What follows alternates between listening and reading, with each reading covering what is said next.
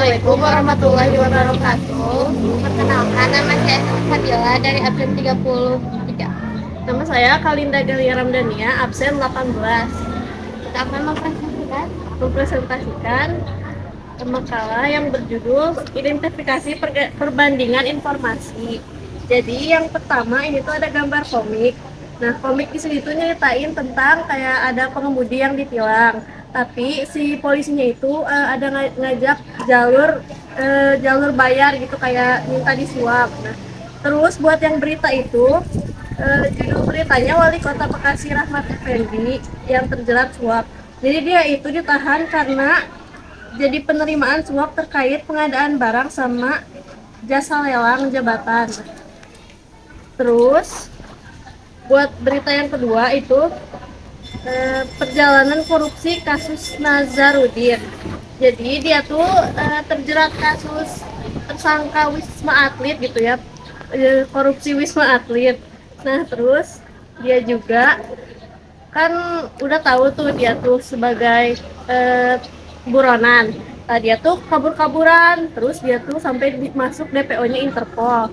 Terus juga dia tuh akhirnya ditangkap di Kolombia. Terus dia juga didakwa eh,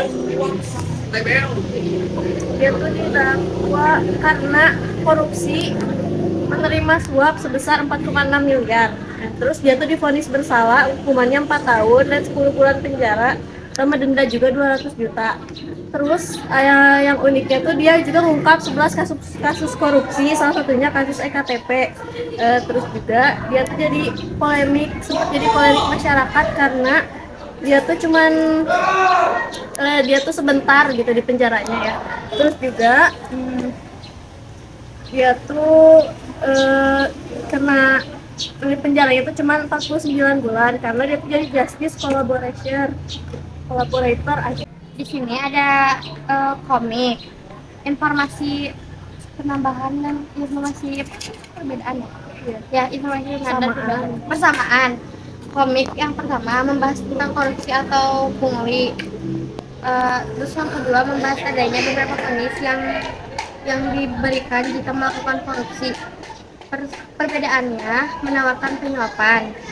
Berita ke-1 persamaannya membahas korupsi pengadaan barang dan jasa juga lelang jabatan. Yang kedua membahas vonis yang akan diberikan jika melakukan korupsi tersebut.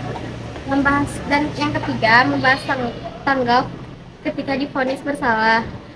Perbedaannya berisi tentang korupsi oleh Rahmat Effendi saat menjadi wali kota Bekasi. Yang kedua, Rahmat Effendi terjerat suap.